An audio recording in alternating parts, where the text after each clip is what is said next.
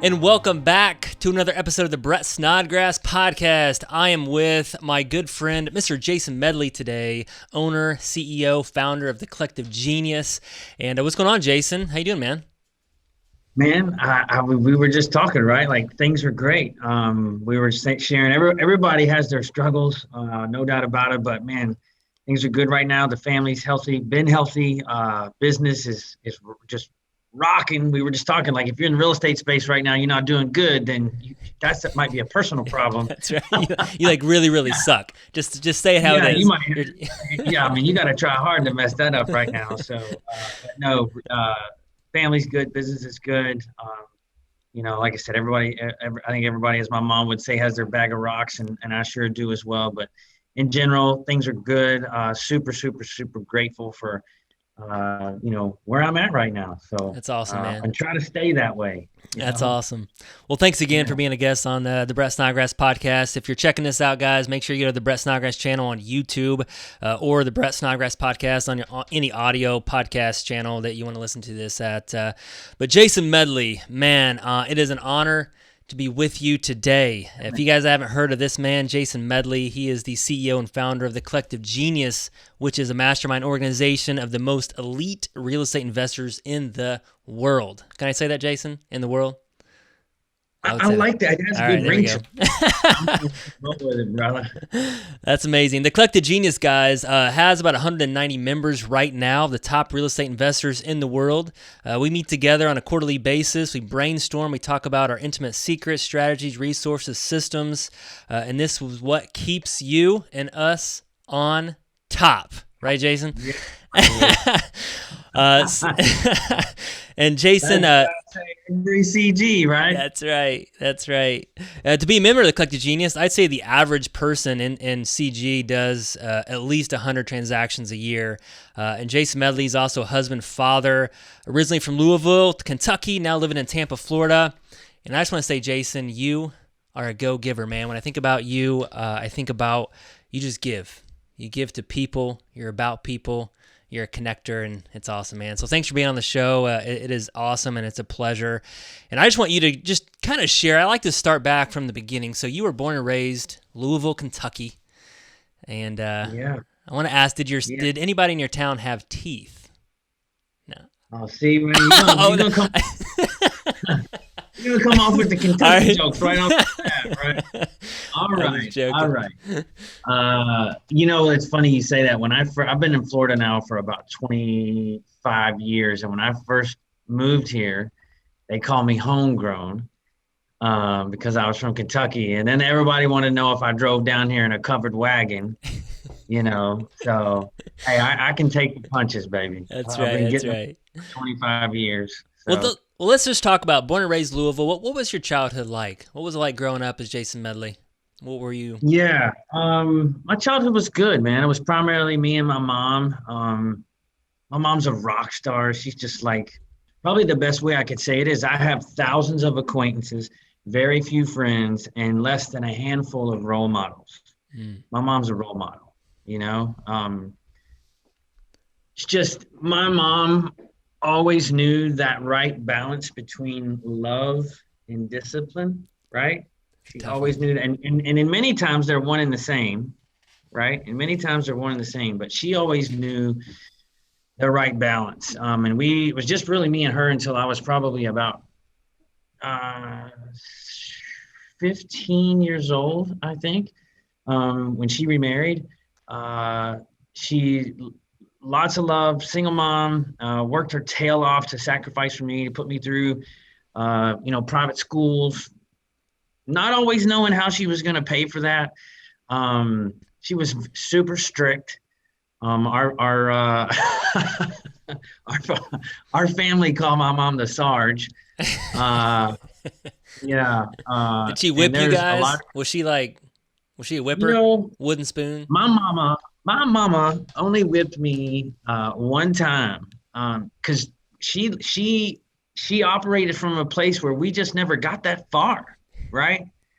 She just gave you the look, you knew. Let me give it to you. Can I give it to you? Here's how she would do it, right? She'd be like, All right? right. All That right, was it. Sarge. That was it. Yeah.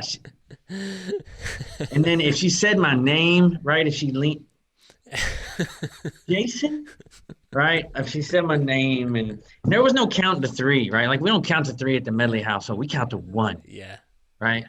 Let your yes So be yes and your no be no.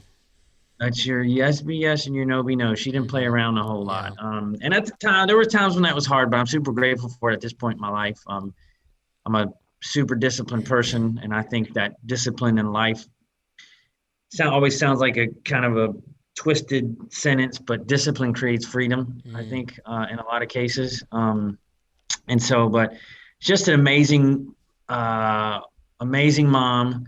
She's that lady that she can come into town and some of my friends will meet her, and 6 months later they haven't seen her and they remember, how's Susie?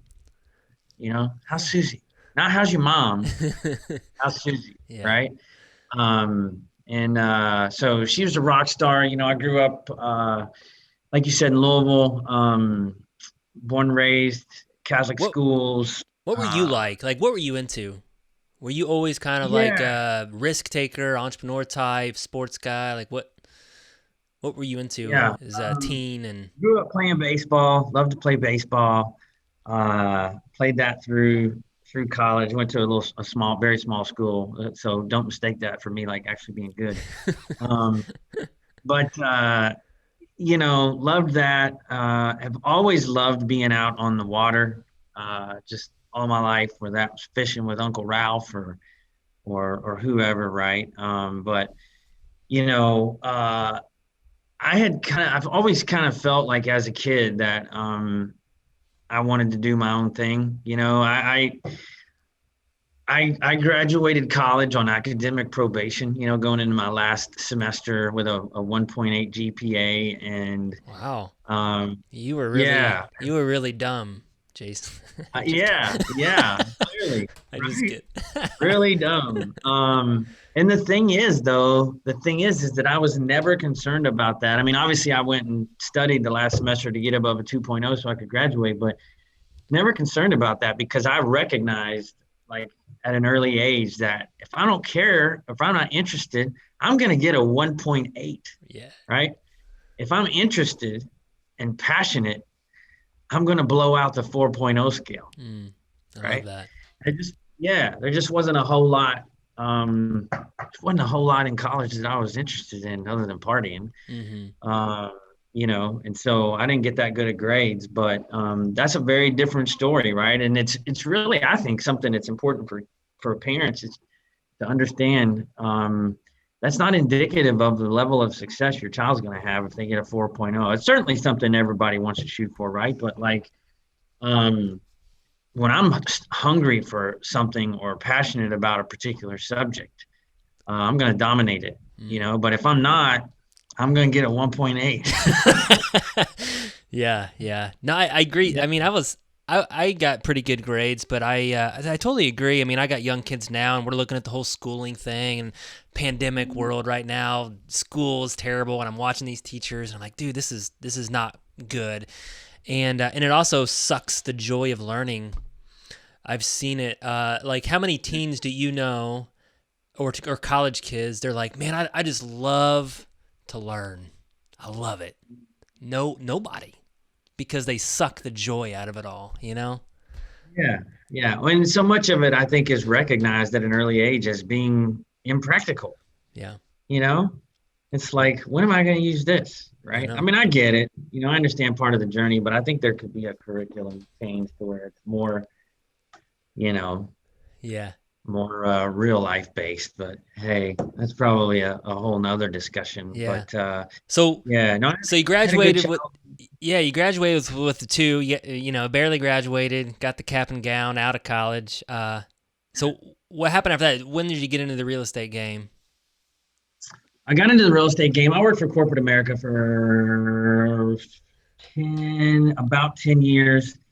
Did a stint at WorldCom, did a stint at Johnson and Johnson, and you know, and I had an outside sales position in both of those companies. And I just realized, man, if somebody's giving me a steady paycheck, I'm gonna go to work at 10 and come home at 3. you know? Yeah. You're going to get a 1.8.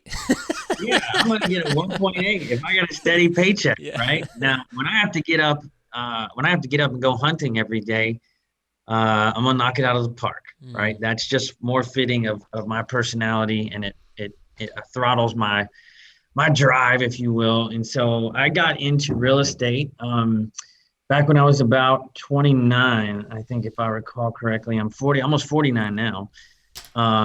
So been about 20 years, and I was refinancing my house, and this kid came to the door to pick up my loan docs. He was probably a few years younger than I was, and he rolled up in the black on black 911 drop top Carrera turbo. And I was like, "How'd you get that?" You know? And he said, "Doing this." And I was like, "Doing mortgages, huh?" And I was at a crossroads at that moment. I was extremely, extremely sick. I'd been on, my short-term disability was expiring, and was trying to figure out, the company I worked for wanted me to come back to work and sprint. And I just wasn't in physical or mental shape to be able to do that. And so I said, you know what? I've always wanted to do this. I'm going to take a shot at this. And so I went out, became an independent contractor, started doing mortgages, and that's how I got started, man. Wow. Yeah. That's cool. So did you do mortgages basically on your own? I mean, I know you had your own company. Yeah. You know. So yeah, at the time in Florida, you had to work for someone for a year before you could get licensed as a broker. And so that's what I did. I worked for someone for about a year. And then about 366 days later, started going through the licensing process. And times were super good then as they are now, and it was refinance. Yeah, the refinance boom was in play, and it was kind of like shooting fish in a barrel at that point. So yeah, that's awesome. So you got into the mortgage industry. You were a lender, own your own company. I think you were really successful at that. I mean, would you say like that's where you started to build wealth? I don't know. I mean, yeah, you could probably look at that one of two ways. It could be easy for me to say, yeah, hey, we had about 17 people at the peak, 14 loan officers, 3 processors. We were doing 75 to 100 loans a month, yada, yada. Oh, you're successful. And the reality was I was in the right place at the right time. A lot of you can experience success and many times during life, and it could be for a variety of reasons. It could be because you're good, and it could be just because you're in the right place at the right time. In the market, yeah, for sure. Right. I think a lot of people are experiencing that right now. A lot of people are experiencing that. So kind of fast forward. I want to at the right time. Yeah, definitely. And then I got my teeth kicked in during the crash because I wasn't good. I was just in the right place at the right time. So when it came time to figure out if I was actually a business owner, a boss, no, I was not that time. Yeah. So that's when did things kind of crumble for you? I mean, I've had a lot of people on the podcast. They lost everything. I mean, was that your life? The whole shooting match, brother. The business, the marriage, you name it. Wow. Vanished. Poof. Gone. She gone. I went through all of that, man. Hit the reset button. Probably one of the best things that ever happened to me, quite honestly. Probably one of the best things that ever happened to me. It taught me so much. So going through that time, I mean, obviously, yeah. So I know that you had a marriage that ended, business went under. That's tough. I mean, where were you at, and what was like one of the top things that it did teach you? So like I know that's really hard to take yourself back to that, and you see all these things crumbling before you, but what was like? Taught me a lot. Rather, a great bridge from what we were just talking about is that the success I had before I lost everything wasn't really my doing as much as I was in the right place at the right time. Right. I didn't really know how to run a business. I jumped into a stream that was rushing forward. Right. I didn't really have the skill set to run, operate, build, and grow a business when it wasn't being throttled with external momentum, Mm-hmm. right? I learned that. I learned that, like on the personal side, I learned that it was a situation where it would have been super easy for me to look at my wife at the time and say, "Oh, you did this and you did that, and it's your fault. It's 100% your fault." And the reality of it was 50% mine and 50% hers. I was I was young. I was a workaholic. Um, I would work until 11, 12, 1 o'clock in the morning, night after night, week after week, month after month. I was on the push. I was trying to build something. And who wants to put up with that? Yeah. That sucks. That's a 1.8 Yeah. grade point average right there. Yeah. I mean, you do as like a husband, you got a 1.8 grade point average. Right? So, again, it would have been super easy for me to be like, you did this and you did that. And, she started dating. I don't care. 15, 20 years ago, she started dating someone else, and had an affair. And, it would have been easy to say, well, you had an affair. The way that I walked her down the plank one step at a time for a multitude of years because I was a workaholic. I was getting a 1.8 as a 1.8 GPA. So Yeah. that taught me a lot and really made me look at what I wanted. From a balance perspective, and I still struggle. I think any person that's driven struggles with that, right? But that's made me very conscious of how I operate as a husband, as a father today. Financially, I learned a lot of lessons financially from that. In that, live below your means. Profit isn't really profit until it's extracted from the business. Put money away for a rainy day, and then once you have enough money for a rainy day, begin investing. Where I was just spending. So I learned a lot from that, and that was really at a point in my life too, where,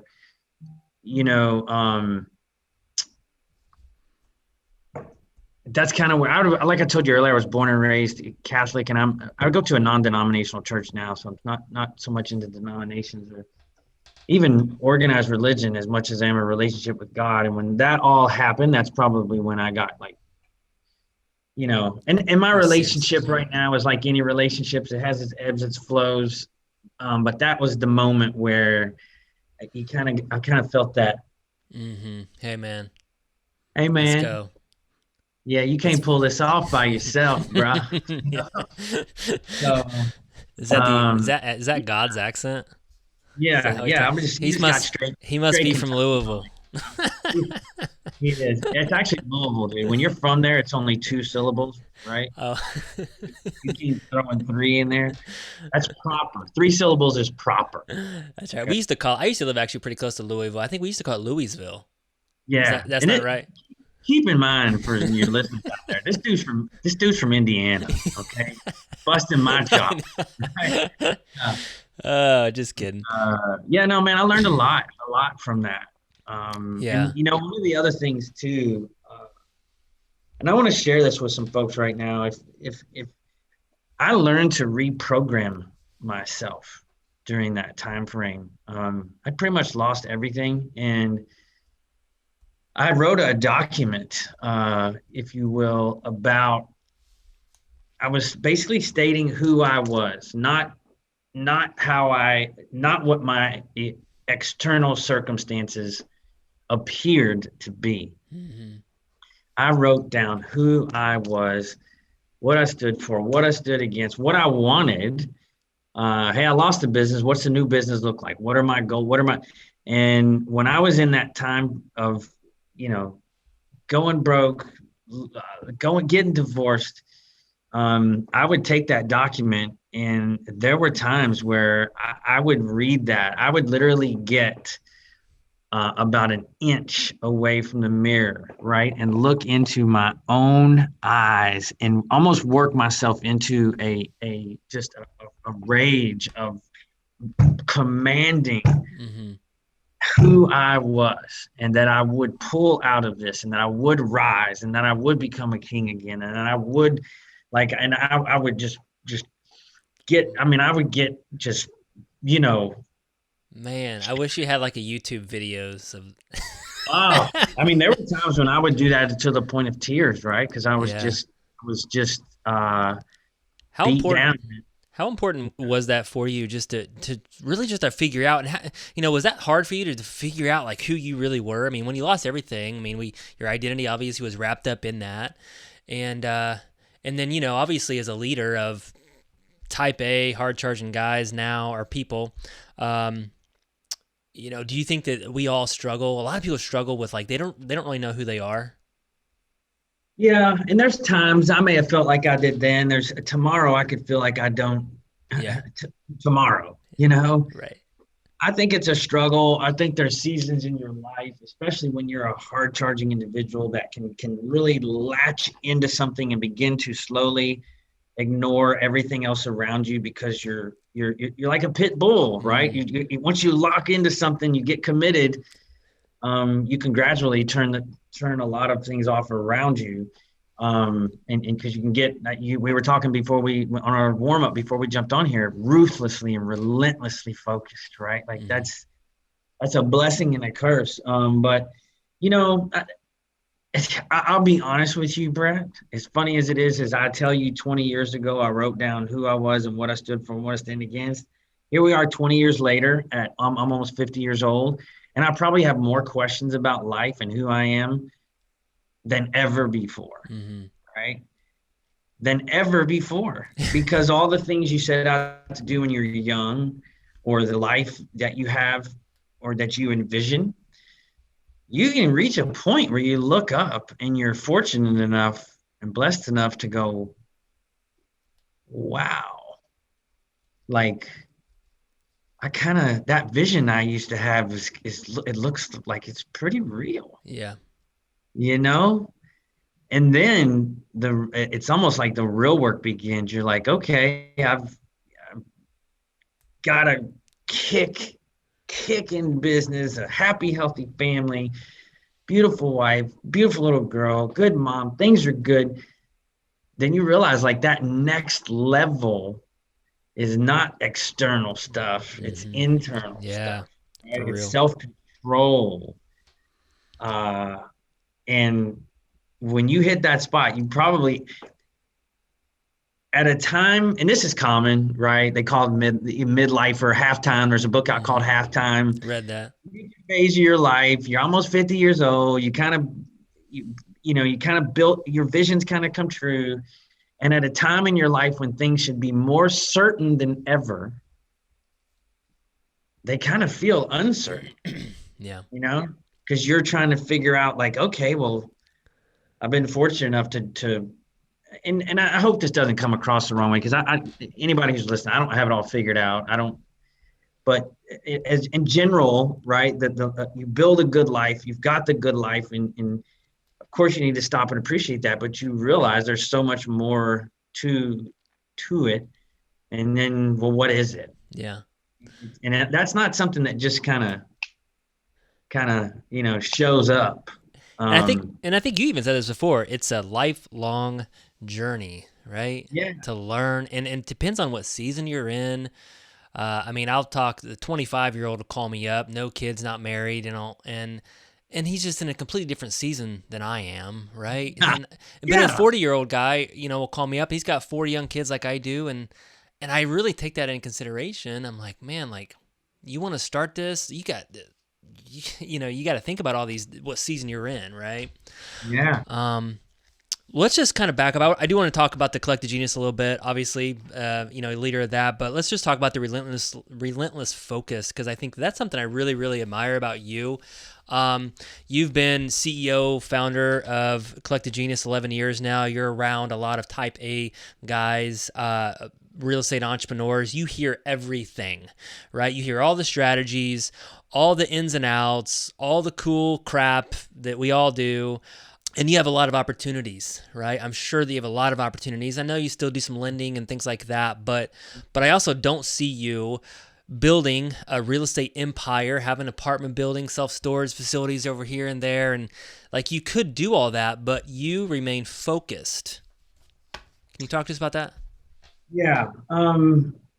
Well, I have done that, but I've done it my way, right? And I'll expand on that, right? So just to put framework around this, I run the Collective Genius, and Brett said, you don't have, you're building this big real estate empire and blah blah blah. And they actually, the reality of it is I have, but I've done it in a way that allows me to remain focused on my core business, which is the Collective Genius, and I'll explain that, right? So I've been running CG for about 11 years, and if you are, here's what I'd like to say, right? Like almost anybody can have short-term success. Very few people have long-term success. And after 11 years of dealing with a ton of entrepreneurs that are hard-charging, A-type personalities, these are rock star human beings, right? We have such an epic group of human beings in CG. Typically when someone falls down or gets beat up a little bit, it's because they've lost focus, right? And it's a lot of people get into, or they start a business and they're like 2 years in, they got a little something cooking, they're making a little money, and they're thinking, oh, well, I've mastered that, I'm going to go over here and do this. And the reality of it is you are nowhere. You don't even have the M in mastery. Right? Like you don't even have, if you did, it's lowercase. It's a 1.8 GPA, right? There's such, I'll give you an example, right? Like there's flipping houses and there's running a house flipping business. You can go out and do 20 rehabs a year and make yourself, a couple $100,000, depending where you're at in the market or in the country, maybe more, right? But the reality of it is, if you want to do 100 or 150, the level of mastery required to get to that level and the growth in which you have to have in your life as a leader, right? I know some people are listening. You're not watching right now, but I'm holding my arms out, my hands apart as far as I can, right? Those are miles apart. And so a lot of times folks confuse a little bit of success with mastery. And then when they go and put their focus on something else, the thing they've been working on the last couple of years begins to disintegrate, or begins to suffer. And that's not something that I've necessarily figured out. I think it's kind of a personal trait that I have, just being, I'm just a relentless individual. And I'm also I don't know if anybody's ever heard of the PI test, but I'm a strategist. And so when opportunities come at me, I'm extremely calculated with not only asking, well, how much is that going to make me? Mm-hmm. My first question is typically, what is it going to cost me? Mm-hmm. Right? Because, okay, well, I can go do this over here and maybe make another $300,000 next year. But if I put my efforts and energy, if I take that same effort and energy and focus on the Collective Genius, it might actually turn out $1 million. Right? So very analytical on the reality of opportunity, right? I love that. And you don't always have to measure it in dollars either. I mean, I'm starting to be more like that. I used to look at opportunities like, how much dollars am I going to make from that? But now, like you said, I say, okay, how much is that going to cost me? Maybe not in dollars, but how much time am I going to have to put into this? How much stress am I going to have? Like, that's a big one for me. How much am I going to have to sacrifice my time with the people that are most important to me? Yeah. That's the questions I ask. And then there are very few returns on time or return on money that you can exceed, where you're going to get a higher return on time or money than on your core business, right? I'm talking to people like, if you've had a business more than 24 months, there's very few things or investments that are going to exceed the ROI of you continuing to focus on your core business. So that's where I want to transition over to, although I don't legally, technically I do, but I don't really own a ton of physical assets. Mm-hmm.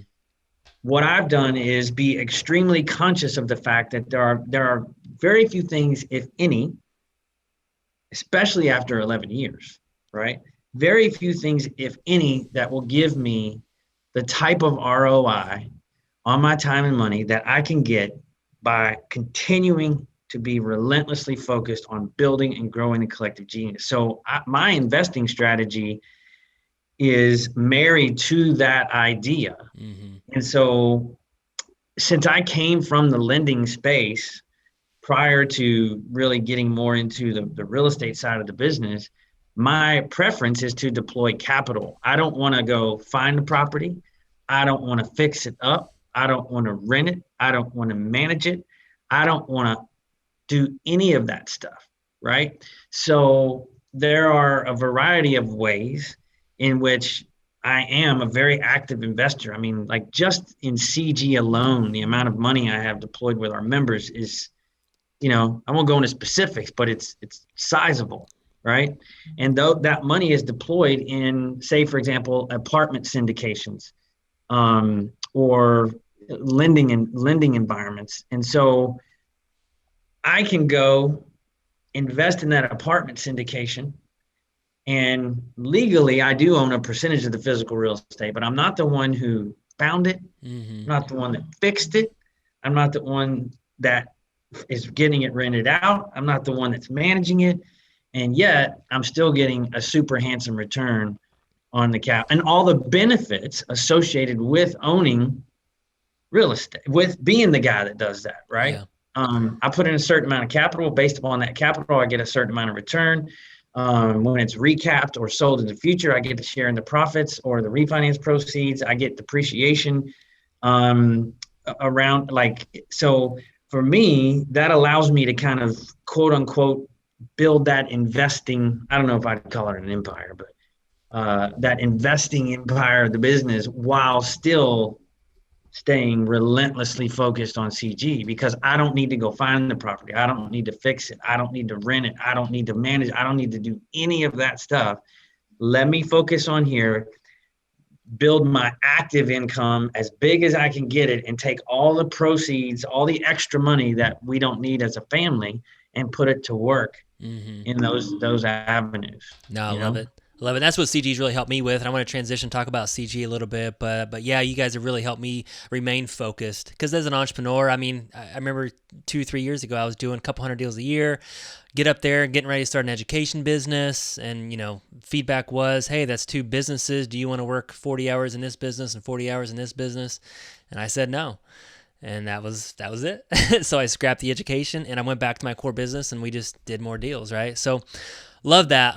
Let's talk about CG. So you are like the pioneer when it comes to mastermind groups, especially with real estate investors. So the elite real estate investor board is collected genius. 11 years. I don't think we can say there's another real estate investing group, mastermind group out there that's been chucking along for 11 years. So let's just go back. Why did you do this? What was it? I wish I could tell you it was some calculated idea, but the reality of it is I had another business at the time. It was a boutique funding company that was specifically doing what we call transactional funding.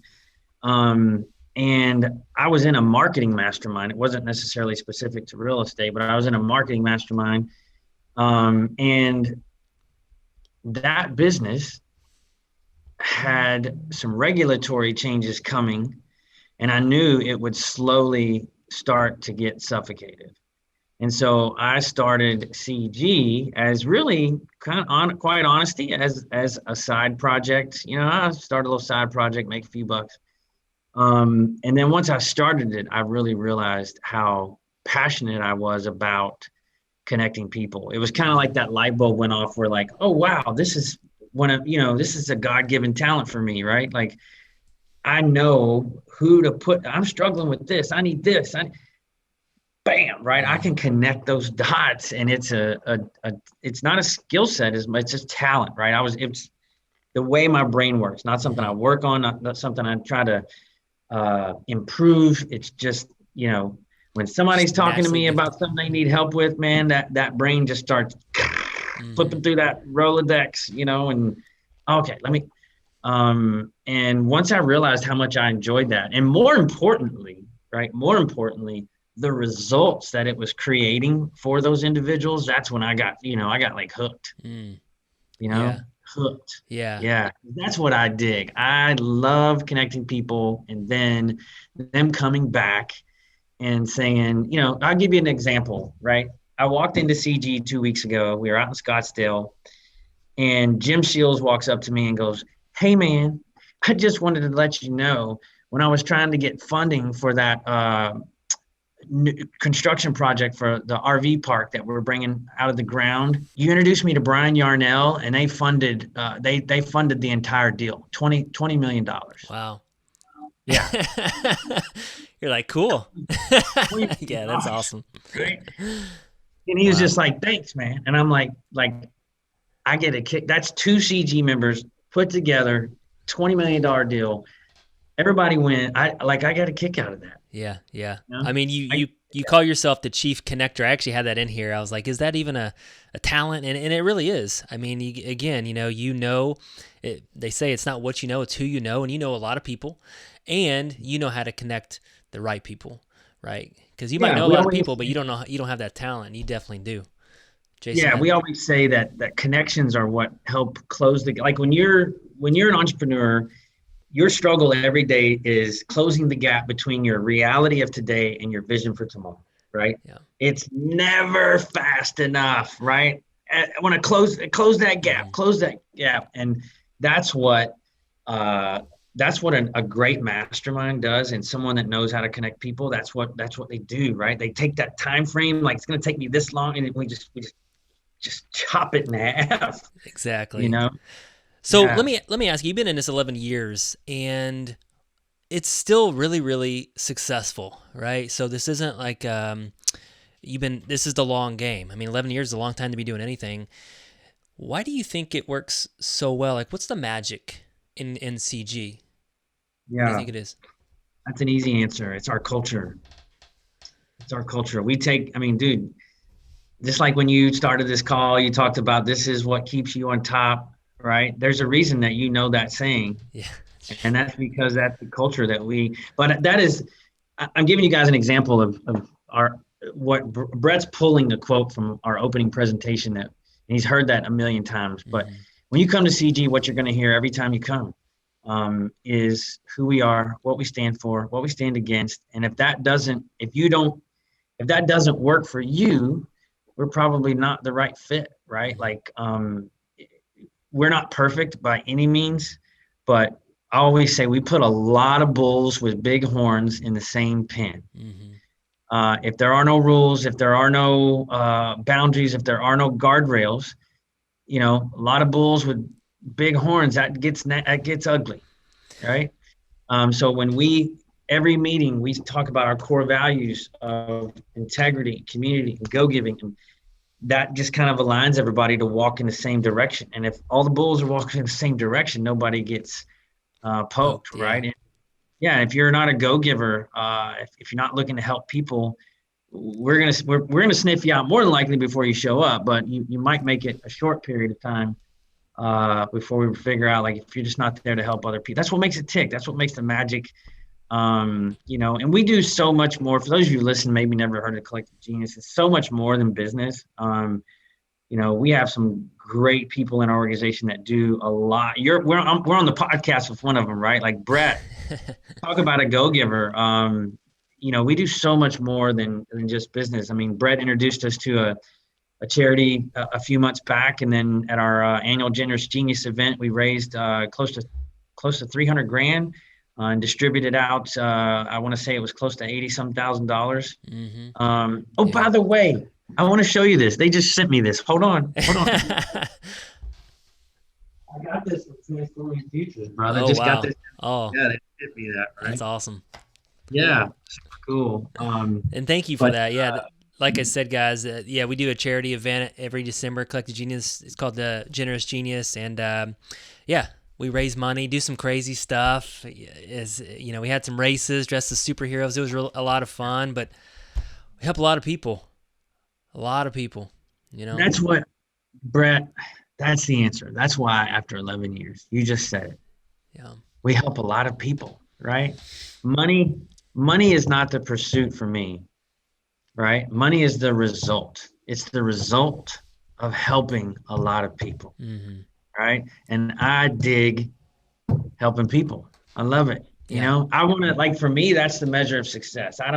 I'm not so much worried about going to the grave with $1 bazillion as like when I hit the dirt, man, I want a line out the door.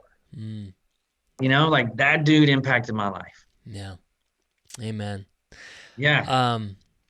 Couple other questions regarding Collective Genius. So one of the things that I heard a couple years ago, one of the presentations was, I think it was it Lee Arnold, or I forget, but he talked about scaling responsibly. And I think that you've really done that, right? I mean, 11 years, you say you got 190 members, which is great, but I think you've done it very responsibly. Mm-hmm. And I think that's the key. Yeah. I'm assuming you wanted me to kind of go into, what is scaling responsibly. Scaling responsibly, if a lot of folks just focus on big versus better. And if you get into a growth mode where your growth is outstripping your profitability over and over and over and over, unless you're an Uber, or like the unicorn companies that have billions and billions of dollars and don't need to make money, at some point, if you're scaling to a point of constantly outstripping your profitability, it's like putting all your chips in all the time, every hand at the blackjack table. Yeah. Right. You're on a roll. And then you lose. Then the blackjack. Then the dealer turns over the blackjack, right? And so, scaling responsibly, it's not just a sales-driven aspect of the business, right? I mean, to me, I've always felt that scale sales, scale operations and systems, scale sales, scale operations and systems, scales. That way, we've given the analogy before of like you walk up and you're looking at two skyscrapers, right? And you got, man, that dude's he's got 120 stories. And then the guy next to him, he's got like 60. All right. So the guy with the 120, he's smoking his pants off. Right. Mm-hmm. But the reality of it is when the big storm comes, right? Big storm comes, economic storm, changing times, changing your life. You look back up when that storm came through and that the 120 story skyscraper is like knocked down to 20 stories. And the guy that had 60 is like knocked down to 55. And you're like, well, wait, how come this? Because to build a business right, at least in my opinion, the higher you go or the higher your skyscraper goes, the deeper your foundation needs to be as well. Yeah. Right. To be able to support that growth higher.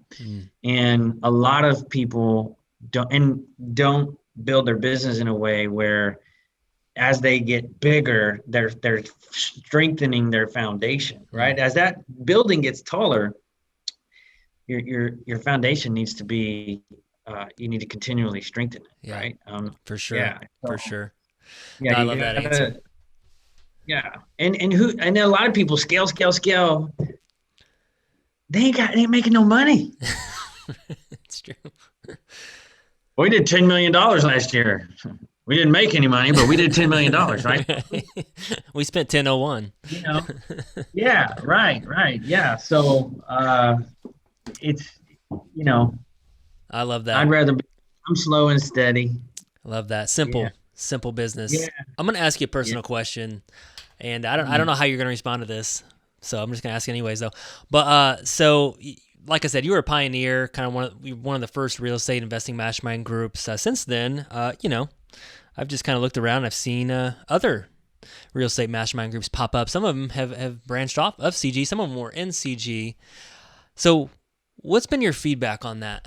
Like, what do you? Yeah, the majority of them, if they're of any size, they've come out of CG. Um, like the vast majority of ones that you've heard of were born out of CG. And I went through a time where to me, it really depended on how the individual handled it. If somebody came into CG and they left and they tried to start their own and they were like trying to poach members from the collective genius after being in there, I just found that distasteful and lacking of integrity. And can't say I was thrilled about that. And there are other members who have went and started it. They've done it from a place of integrity.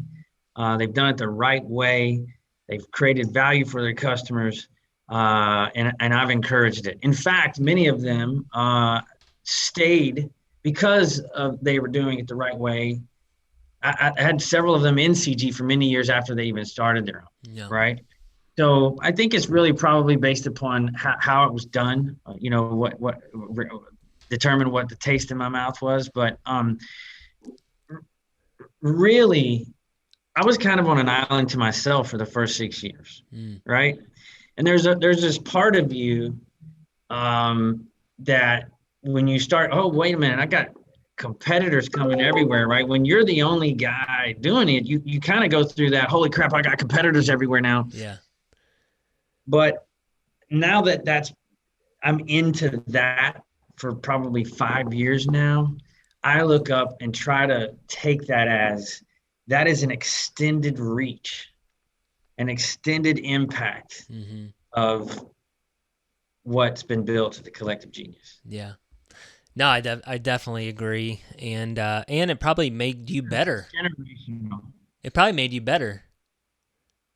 Yes, it absolutely does, right? Like P. Diddy says, baby, somebody's always trying to take your spot.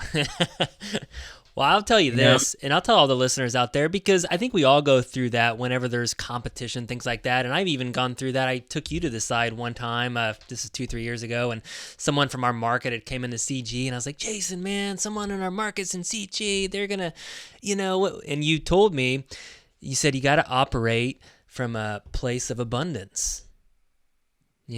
Those are your words. When it first happens, it's difficult, right? But I will tell you, I'll give you a perfect example.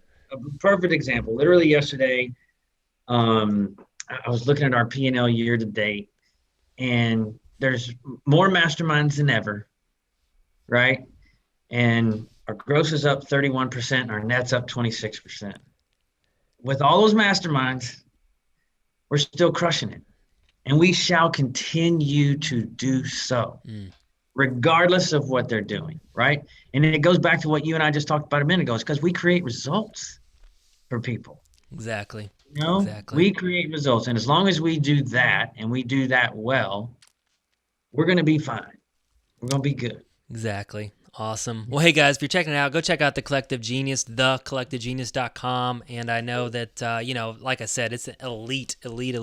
So got to be doing some deals, got to have an established business before you can, even check that out. Let me add some clarity to that, Brett. Because I want to, for most of you out there, we just started a new division, if you will. And so I want to make sure that if you are interested in Collective Genius but have some concerns about qualifying, I want to draw some clarity on that. Up until like January, again, our typical investor flips 100 plus houses a year. We have in our core group, which is CG Premier, about 160 members. Those 160 members flip north of 25,000 homes per year.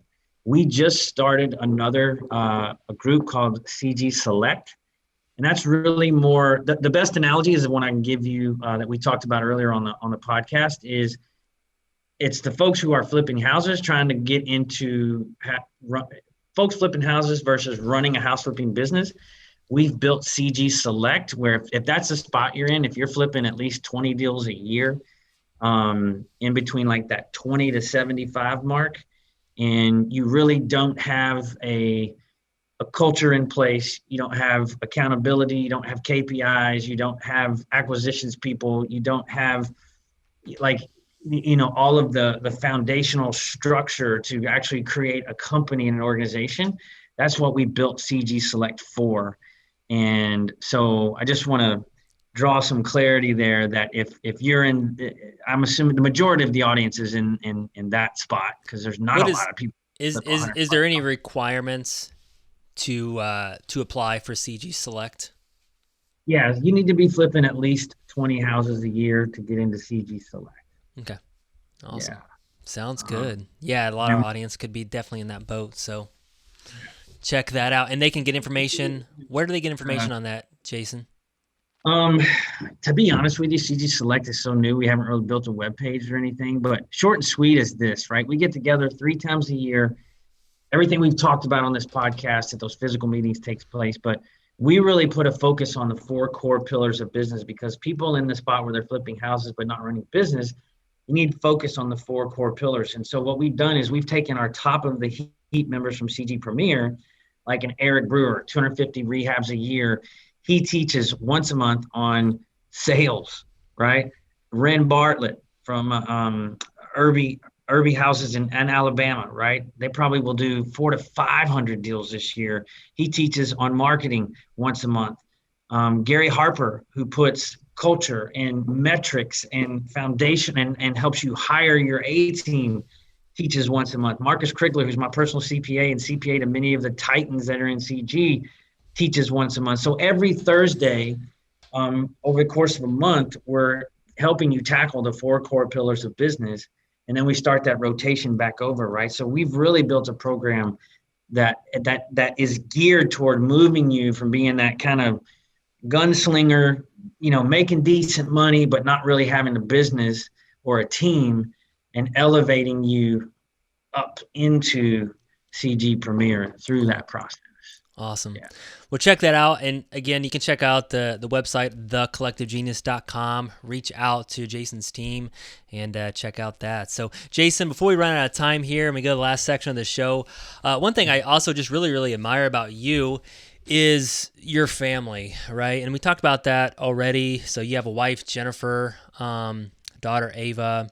She's now 7 years old, just turned 7 years old. You talked about your mom already.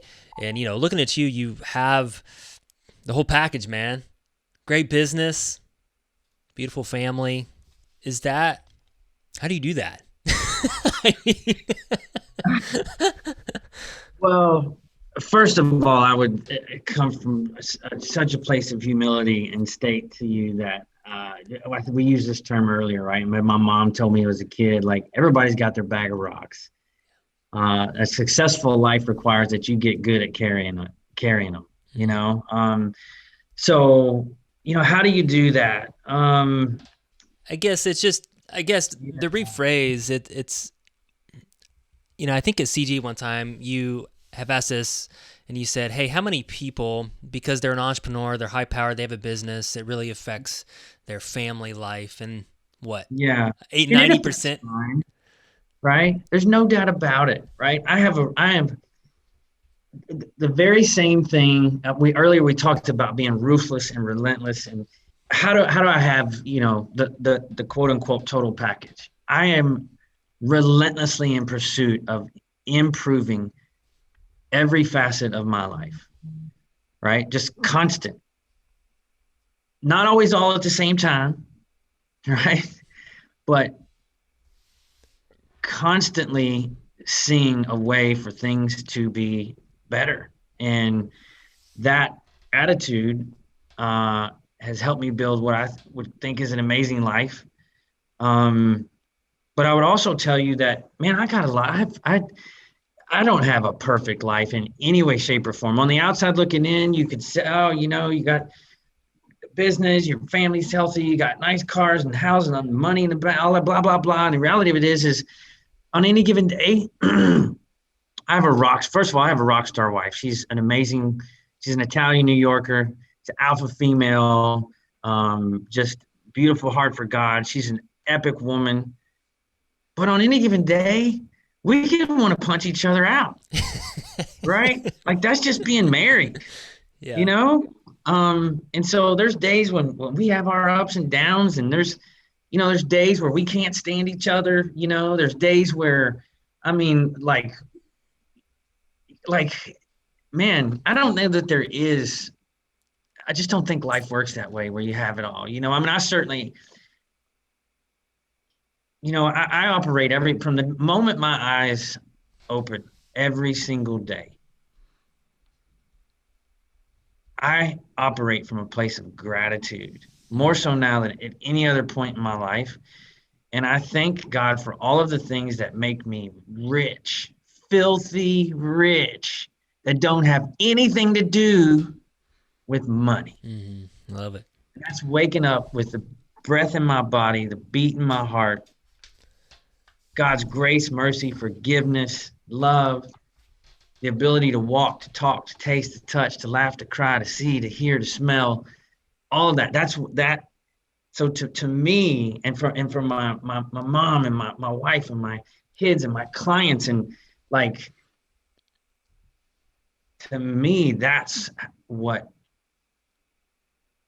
gives you that epic life, is that you got to be thankful, so thankful and grateful. And that doesn't mean you have control over everything, or that you're not going to get curveballs, or that you're not going to get punched in your mouth, right? Because that's just part of life. But I can tell you that if you look beyond if you look beyond the things in your life that you cannot control, and you see things that you're unhappy with, there's no one responsible for that. No one responsible for that except you. You. There are things in your life that are not controllable, right? I got that. I respect that completely. Someone in your family gets sick, someone has that stuff, you can't, right? But by and large, you got to just take a real good look at your life, be thankful for where you're at. And if there are things you want to change, there's no one that can take responsibility for that but you. And to me, every morning when I wake up, I start from a place of gratitude, just for, like I said, everything that makes me filthy rich and ain't got nothing to do with a dollar, and then the game gets fun after that, right? Yeah. Rich in relationships. I always say that, if I could be rich in relationships, yeah, that's all I really want. Yeah. Well, and I think too,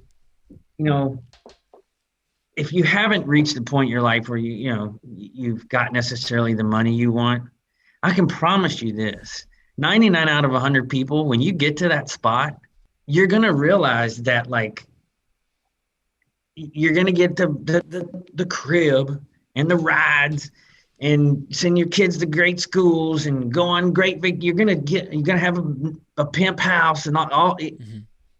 And there's gonna come a point where, no matter how much money you have, the majority of that is not going to change, right? Yeah, like, good point. if you make more money, you're not going to go get a different house or a different car, or put your kid in a different school, or go, you reach a point of, and then when you hit that spot, you just, you start to look at life a little bit differently, more so from an impact perspective than just, don't get me wrong, I love making money. I love playing the game. I like getting up and playing chess every day. Like, it's fun, right? I still want to do well. I'm not discounting or downplaying that in any way, shape, or form, right? I'm a super driven human being, but just keeping perspective. Is critically important. Yeah. For sure. Yeah. I love that perspective, guys. Keep the perspective. Thanks, Jason, for sharing with us today. I highly appreciate it. And guys, make sure you go check out CG, Collective Genius. Jason, I always like to end every show with a little fun. Yeah. And I got something really fun for you today. So we're gonna end today's show. It's this is gonna be called Married to Medley, and it's basically asking questions, what it's like to be married to Jason Medley.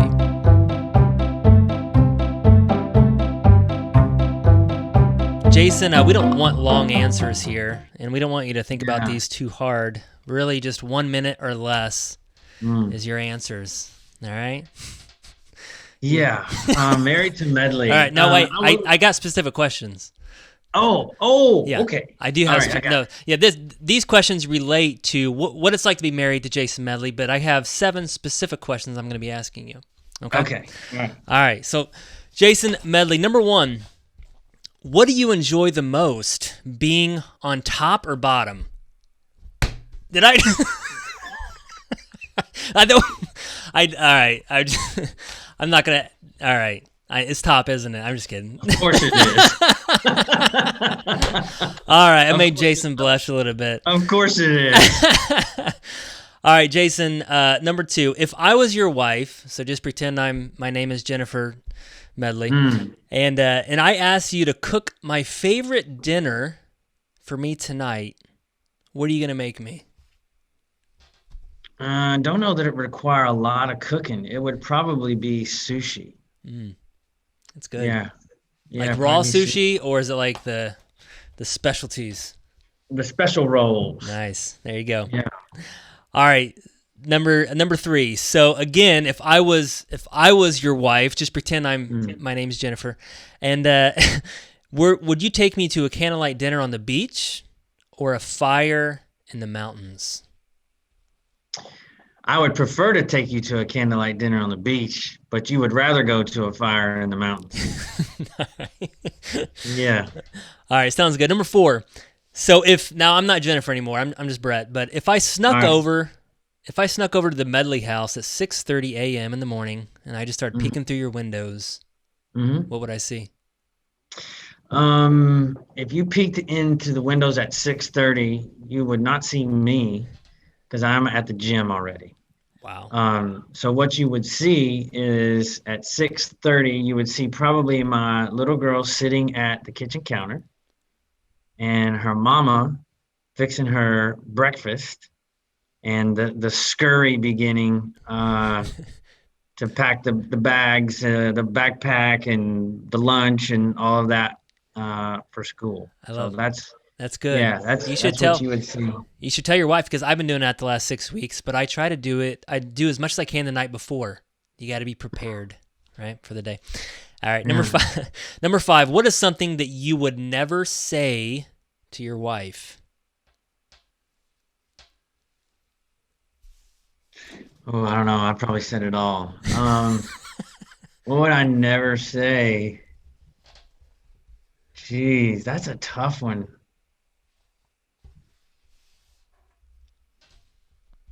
I would probably never say.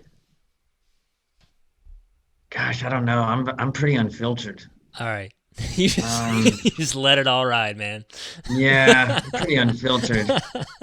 Yeah, she's not overly appreciative of that all the time. Is she filtered? Does she have a filter? You guys are both unfiltered. She pretty much gives me the business. Yeah. All right, number six. That goes back to the boxing match on any occasion. There you go. See. That's funny. All right, two more. So, what is an adjective that your wife would describe you as? I would probably say impatient. Man, that's a lovely word there. Good job. Yeah. All right, last one. Just go right into the next question there. All right, last one. All right, this is a serious one. So, what do you want to say?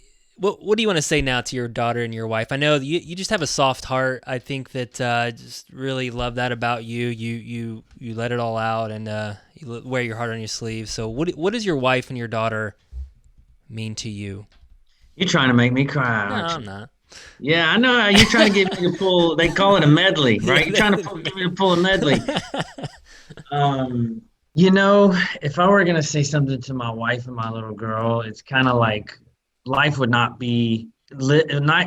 hardly be worth living without them. I mean, like my wife is a rock star. She challenges me in many ways to be a better man.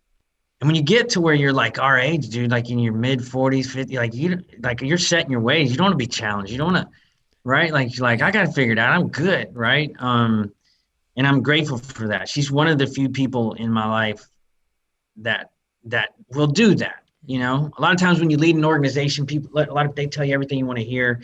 Whereas my wife she'll give me the business, is what we call it over at the Medley household. But she's a great mother. She's just a relentlessly hard worker. She is a servant. at a level of which I hope one day to be, right? Like we're both servants, but she's a servant in a different way.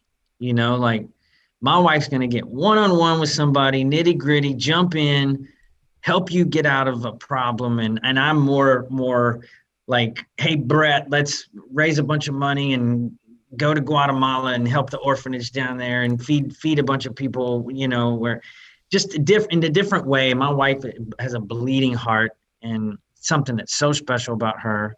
And my little girl, right? Like she loves me in a way like difficult to describe, like you love your spouse, you love your parents, you got some friends you love, right? Like, but there's this love that when you're hugging your kid, and I'm not even saying these moments are that frequent, right? My girl's like a little bouncing bean. She's hyper but there are these moments where when you're hugging your kid and their heart's against your heart, and that connection is at that very moment is something that's so difficult to describe, right? It's not the word love that we throw around all the time. It is, you're like, oh my God, this is love. Yeah. Right now, for these, maybe it's only going to be a couple more minutes before she jumps off and goes and plays Barbies, but there's something about that moment where you're just like, I feel human, right? Just for these few moments, she gives me that in a way that nobody else can right now, and maybe in a way that nobody like your child can. Yeah.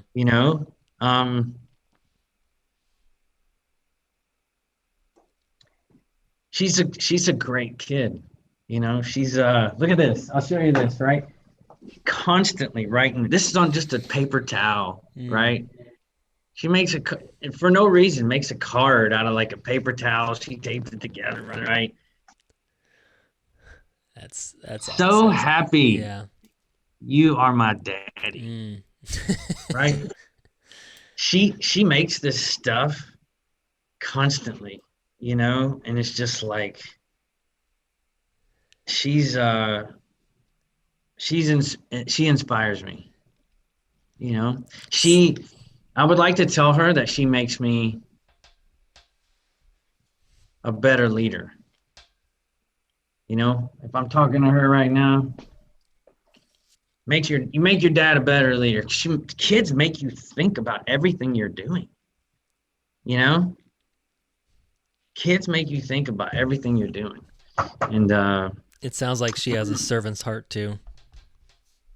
She does, but she sees, like a lot of the serving like that you and I do, Brett, is on a level that's done away from the home, right? Whereas my wife, she witnesses my wife helping people constantly. So I'm sure she will grow up to be, she'll get to an age, right, where I want her to start coming and seeing Collective Genius and stuff like that. And she's 7 now, so she'll probably eventually start coming on some of our trips that we take, whether it's to Guatemala or Mexico and stuff. But, on the day-to-day, she sees that with her mother. And she's a special little girl. She's awesome. That's awesome, man. One parting little story about the kids. Let's take 20 seconds, right? On the way to school, I take her to school on Tuesdays and Thursdays, right? And so on Tuesdays and Thursdays, we're doing her vocabulary words. She's got to spell them. Then we use them in a sentence, right? And so yesterday, on the way to school, one of her words was vote. And I was like, all right, spell the word vote, right? She's like, VOTE. And I was like, all right, now use it in a sentence. She said, I vote for my dada as the best dada in the world. I'm like in the car, right? I'm like, yes, yeah. Oh, Yeah. those Yeah. are the So those are the actually, moments. yeah. So if you peered in our window at 6:30 on Tuesday or Thursday, you would see me in there sitting with her at the kitchen counter and hanging out, eating breakfast, and getting ready to take her to school. But yeah, cool little story. So Love just so it. you guys know, I've got her vote. That's good. Best dad in the world. That's Yeah. good. Awesome. Yeah. Well, hey, thank you so much, Jason, for being on the Brett Snodgrass podcast today. Appreciate you so much, man. Wish you the best. Collected Genius, Yeah, guys. man. Go check it out. You're the I man. enjoy You're it. the best. You got my vote too. The best. The Tons of best. fun. So Oh, lots of ground to cover, my friend. I might have her vote, but that's because I'm the only one she yeah, can vote that's for. right. So, That's yeah, right. I'm going to keep working at it. Awesome. Well, this is a Thank you, wrap. sir. Jason Medley. We'll see you soon, man. All right. Thank you so much for checking out the Brett Snodgrass channel. If you like this video, please slam on that like button. And if you really like it, then subscribe to our channel here. And remember to leave us a comment below, and I'm going to try my hardest to reply to all the comments. Thank you guys so much. This is why I do what I do. Every single week, I come out with content that focuses on success, freedom, and living out your purpose. Thank you guys so much. See you next time.